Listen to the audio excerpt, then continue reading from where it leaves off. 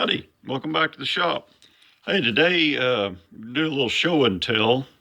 This is a 2-inch dial indicator. This is how poor people do readouts, not a DRO. This would be an analog readout. But I made up this mount to mount all this on my Grizzly G0769 lathe. So I'll kind of take you through what I've done. Now, I made a video. I don't know when it'll be released, but I made a video on how I turned out these knobs.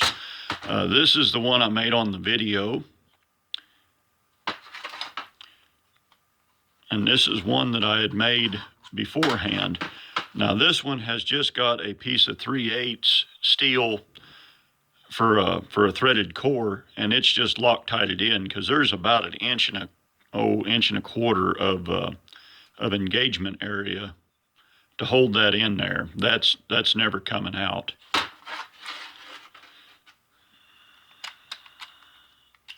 And here's my 2-inch analog or 2-inch dial indicator. Pretty simple. I think I spent $20 on this from Shars, or maybe I bought it from eBay. I don't remember. These aren't expensive. Probably not the most terribly greatest thing in the world, but hey, it's good enough for the shop. Now, this rod is just a piece of 3/8 cold rolled steel that I put in the lathe, and I just polished it with 400 grit wet dry sandpaper and turpentine and got it polished out till it's, pretty shiny. Shiny stuff doesn't rust as fast as stuff that ain't shiny. So here's my bar clamp. Now this did take a little bit of thought. I'll kind of step you through. This is 3/4 inch bar stock, round stock, probably CRS. I don't remember for sure. But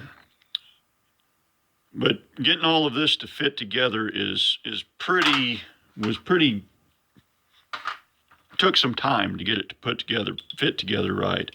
So from this shoulder, this is just the end of 1 step bigger than 3/4 inch, 1/64 bigger than 3/4 inch. I can't remember what size it was other than that.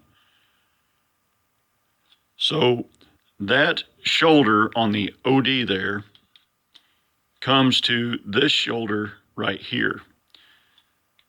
And I did that to give myself plenty of clearance, because the clearance on the back side of this was fairly critical. I left about 1/4 inch wall thickness in here. And when I planned all of this out, I sat down and I studied. So I've got, this is a 3/8 hole through a 3/4 piece of bar. So that makes these walls be about 3/16. I'm a little bit off center, but these walls are roughly 3/16. So I made this from this shoulder here to the edge of the hole be 3/16. And that's how I kind of spaced everything out to give myself a little bit of strength. And then I left 1/8 of an inch of meat on the back side of here after I got this faced off. So after I put all this together, drilled my hole through there, I chucked this part back up in the lathe, came back in it with my drill bit, and drilled 15 thousandths deeper, so that gives this thing clearance to be tightened down onto the shaft. So that's how I made that.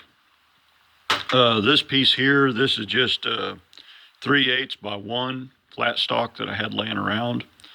This here is 2 pieces of that 3/8 by 1, and I stuck a washer in there, just a 1/4 inch flat washer, I think. Clamped these 2 pieces here together. After I had this back side of here, it was V'd out real good, but I clamped it together, tacked it on the corners up here real light, and then came in here and welded this back side real well So there's a 1/4 inch of penetration in there, maybe more. So after I got it welded, I just put it in the drill press and drilled it out 3/8 through, flipped it around, drilled and tapped for a 1/4 inch, drilled a clearance hole here, and then welded this piece to this piece. So it worked out pretty good. Of course, put it on the grinder or a belt sander and just put a belt sander finish on it. And then I blued it and oiled it, blued it with a torch, just hot blued it. I mean, it's not like I'm going to ruin the temper on a piece of hot rolled bar stock. So that's what I did with that.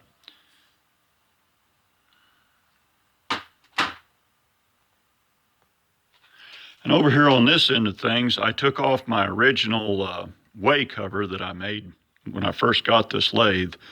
Took it off, and this is just a piece of 2x2 3/16 angle, or maybe it's 1/8 inch. Yeah, it's 2x2 but 1/8 inch angle. And again, I just kind of whittled on it until I made everything fit. And then it's just got a little prong sticking down right here that hits the end of the indicator. And I kind of thought everything out here to where I still have line of sight down to my dial graduations down here. It's not great visibility, but these aren't great dial indications. And you can see there's about a 1/2 mile of backlash in that. So you really I never really used the dial indications or graduations anyway. They were just not really that great. You've got 50 thousandths, 70 thousandths of backlash.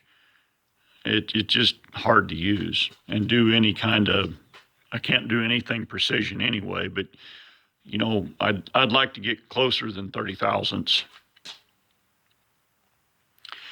So this little plate has to come off of here, and they've got some, like the metric equivalent of 440 screws, socket head cap screws, that holds this little aluminum plate down. Now this knob has got a spring detent, and there's 2 1/4 inch metric ball bearings in there and a little bitty spring. I don't know why they use 2 ball bearings, but anyway, this has got a spring detent behind it. So keep that in mind. There are 2 set screws that hold this on, and that knob has to come off to get this off, and the little balls fall out and hit the ground and bounce.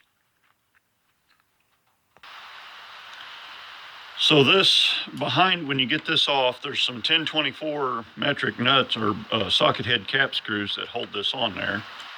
So I went out and I found some 1024 by 1 metric socket head cap screws to put this back on there with.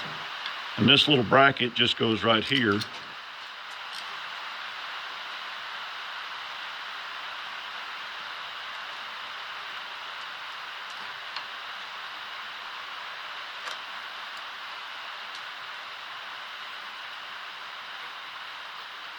And you can see there's just a little bit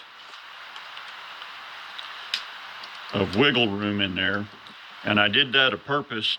That way I can line the bar as the bar comes through here. I can knock these up and down a little bit and make that bar in a straight line with the bed or the ways.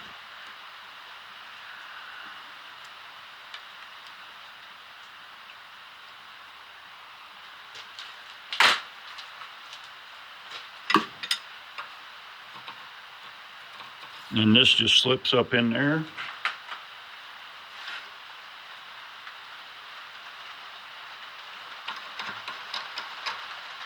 Locks down with the knob.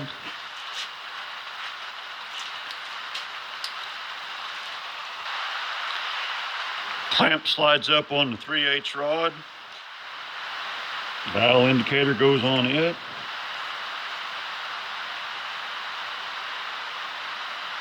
And the nut. Whoop. Sorry about that. And the nut. And one of the things that kind of happened by accident on this is I can turn this down, such as that, or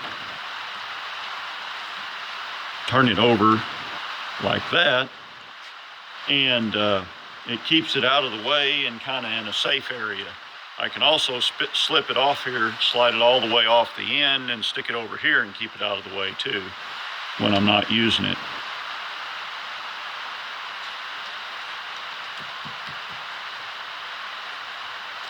So pretty easy to set up. A dial indicator on the way of the lathe would have probably been, a little bit handier to have, but I don't have enough ways showing to do that with. And it would put the indicator right up underneath of the chuck where everything is falling off and hitting it, and tearing it all to thunder. So this keeps it out of the way, keeps my hand out of the way of it, where I can see it good from where I'm operating. I can still get to my speed control. I can still get to my forward reverse on my lead screw, and I can still get to my banjo disconnect or clamp. So everything worked out pretty good on this little project. That's almost rare, but hey, I'm not complaining. So anyway, hope y'all learned something. Y'all drive safe, watch for deer.